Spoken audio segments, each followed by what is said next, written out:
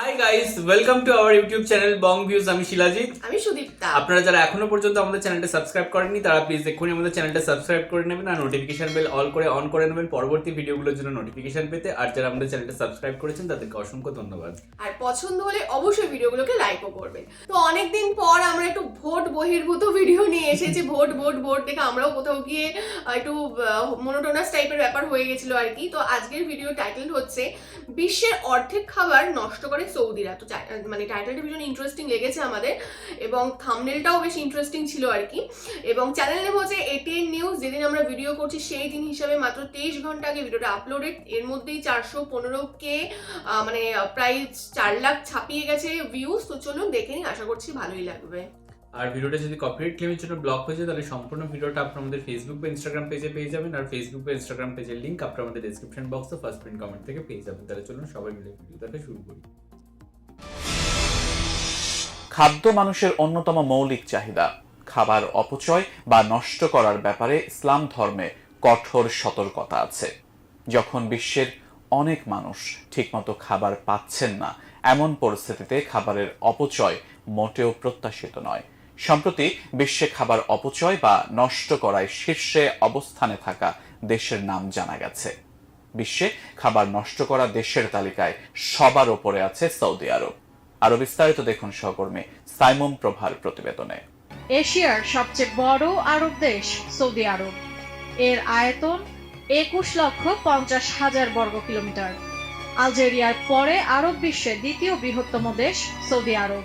আয়তনে বিশ্বের তৃতীয় বৃহত্তম মুসলিম দেশও এটি।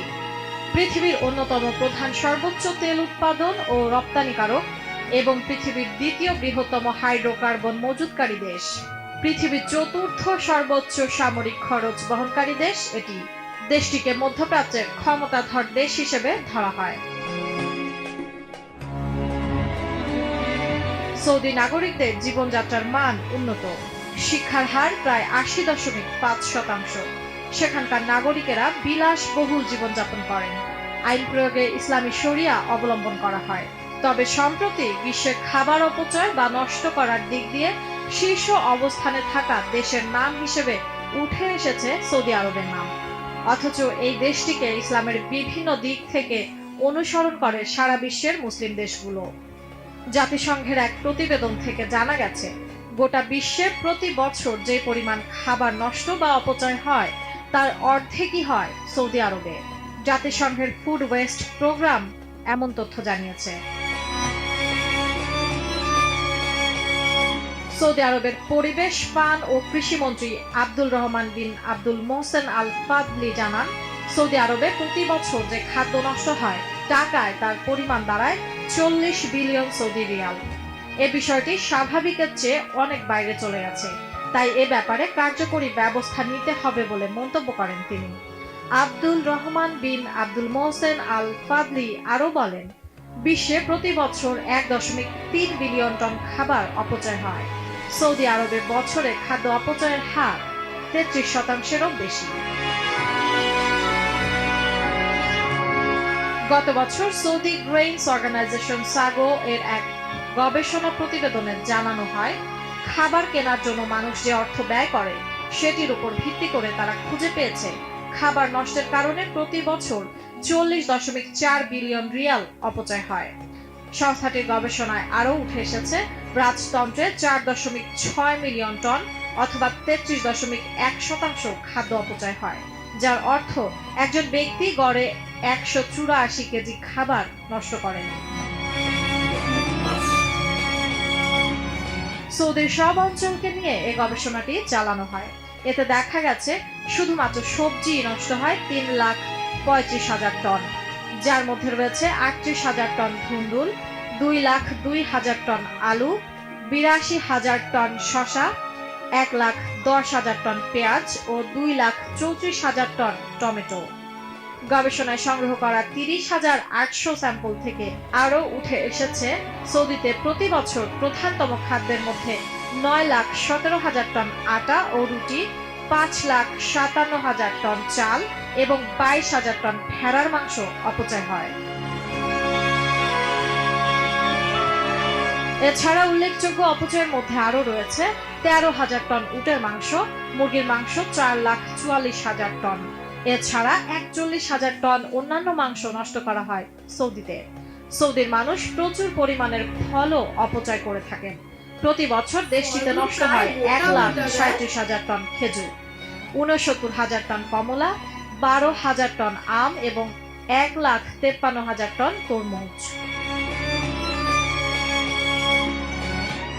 এই প্রতিবেদনে বলা হয় উৎপাদিত খাদ্যের প্রায় 30% নষ্ট হয়, যার মূল্য বছরে প্রায় 49 বিলিয়ন রিয়াল।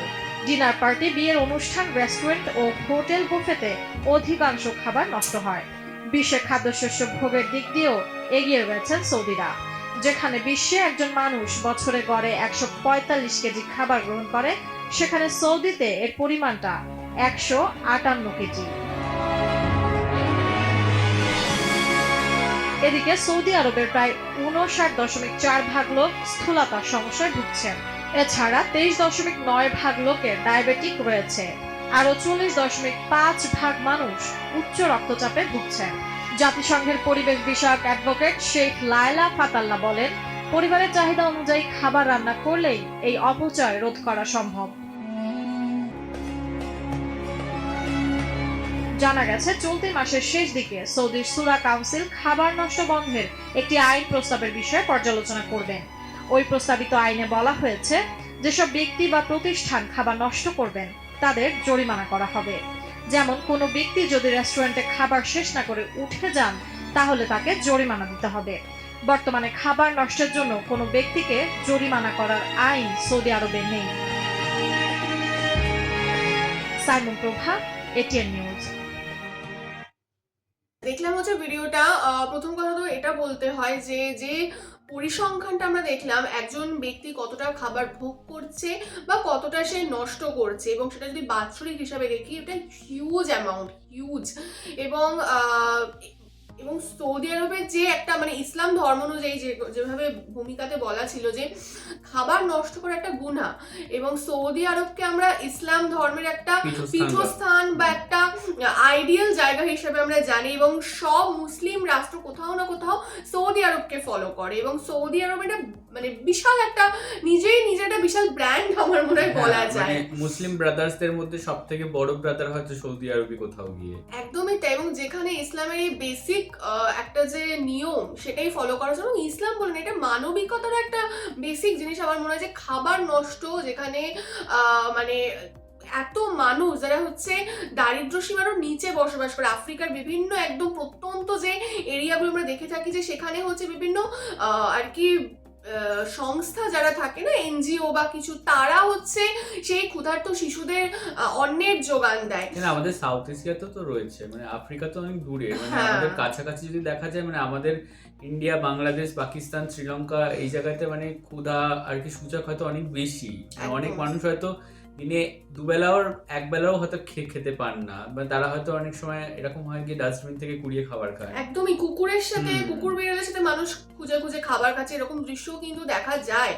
এবং তো এটাই হচ্ছে ব্যাপার, যে যেখানে হচ্ছে এত মানুষ অভুক্ত থাকছে, ডাস্টবিন থেকে কুড়িয়ে কুড়িয়ে খাবার খাচ্ছে, সেখানে মানে বিলাসিতার এমন পর্যায়ে আরেকটা দেশ বা অন্য কিছু দেশ পৌঁছে গেছে, যেখানে এরকম টনে টনে খাবার নষ্ট হচ্ছে। ফলগুলো প্রায় মানে না খাওয়াই বলা যায়, জাস্ট একবার বাইট দিয়ে ফেলে দেওয়া, তারপরেও মানে কিছু ফল তো দেখে গোটাও লাগলো।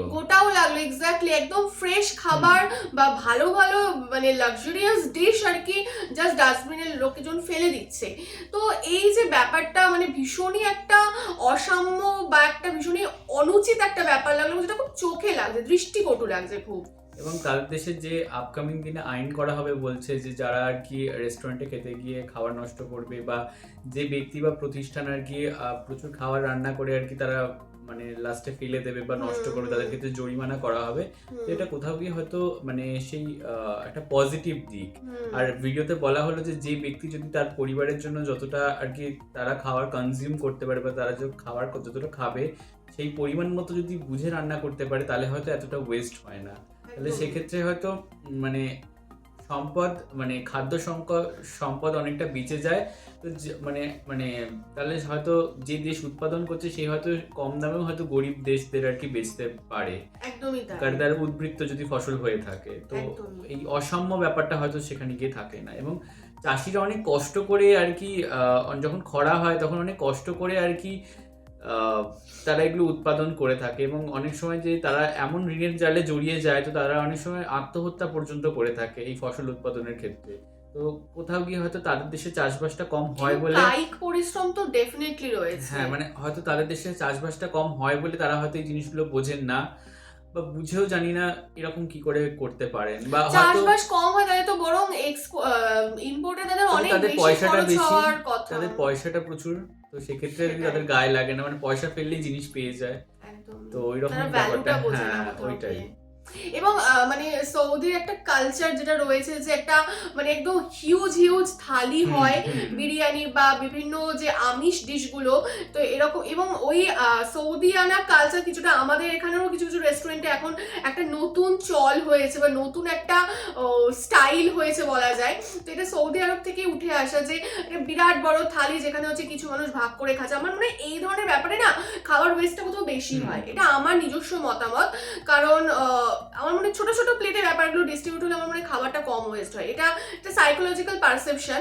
তো কোথাও গিয়ে আমার মনে হয় যে এই ধ্যান ধারণাগুলো একটু চেঞ্জ করা উচিত। শুধুমাত্র লজ এনে টুপে দিলে চলবে না, নিজেদের সাইকোলজিক্যাল দিক বা সমস্ত কিছু এথিক্স দিয়ে বোঝা, মানবিকতা দিয়ে বোঝা, এটাও খুব বেশি দরকার। এবং যতক্ষণ না মানুষরা নিজেরা সচেতন হচ্ছে, আমার মনে হয় জরিমানা দিয়েও ততক্ষণ কিছু হবে না, কারণ সেই দেশে মানুষের প্রচুর পয়সা, এটা সত্যি কথা। তো যতই জরিমানা চাপাক না কেন তাদের কিছু যায় আসবে না। তো মানবিকতার দিকটাও ভাবতে হবে, তারা যতটা মানবিক হবে সেটাই বোধহয় বেশি তাড়াতাড়ি তাদের যে ফলপ্রসূ হবে। তাদের যদি সরকারও এরকম কোনো ব্যবস্থা নিয়ে থাকে যে তাদের যেখানে বিশাল পয়সা দিয়ে উদ্বৃত্ত যে খাবারগুলো থাকে সেগুলো যাতে মানে আফ্রিকার মতো দরিদ্র দেশে বা যেখানে দরকার সেই সমস্ত জায়গায় যদি তৎক্ষণাৎ প্লেনের মাধ্যমে যদি পৌঁছে দেওয়া যায়, কারণ তাদের টাকার অভাব নেই, তো তাহলে হয়তো তারা খেয়ে পড়ে কোথাও গিয়ে বাঁচতে পারে।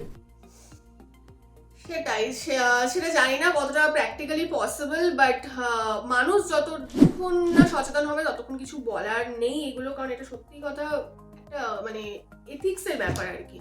তো যাই হোক, ভিডিওটা ডেফিনেটলি ইনফরমেটিভ ছিল, এবং যতটা তাড়াতাড়ি এই সমস্ত সমস্যার সমাধান হবে বা মানে এই খাদ্যর নষ্ট করার ব্যাপারটা আস্তে আস্তে কাটিয়ে উঠবে ততটাই বোধহয় সারা বিশ্বের জন্যই মঙ্গল। এবং আমাদের ভিডিও যদি আপনাদের ভালো লেগে থাকে অবশ্যই লাইক করবেন। এই বিষয়ে আপনাদের কি পার্সোনাল মতামত আছে অবশ্যই কমেন্ট বক্সে জানাবেন, এবং আমাদের চ্যানেলটাকেও সাবস্ক্রাইব করে যাবেন। আর সাবস্ক্রাইব বাটনের পাশে জয়েন বাটন পেয়ে যাবেন, সেখানে কিছু ফেসিলিটিস দেওয়া রয়েছে, চাইলে আপনারা চেক করতে পারেন। আর আমাদের যে ফেসবুক ইনস্টাগ্রাম পেজ রয়েছে সেখানে আপনারা ফলো করতে ভুলবেন না, তার লিঙ্কও ডেসক্রিপশন বক্সে পেয়ে যাবেন। আর আমরা যদি আপনারা পার্সোনালি পছন্দ করে থাকেন আমাকে শিলাজিৎ ওকে সুদীপ্তা হিসেবে, তাহলে আমাদের ফেসবুক ইনস্টাগ্রাম সাইটে আপনারা ফলো করতে পারেন, তার লিঙ্কও ডেসক্রিপশন বক্স চেক করলে পেয়ে যাবেন। তাহলে আজকে এই পর্যন্তই, দেখা হচ্ছে পরবর্তী ভিডিওতে। টাটা।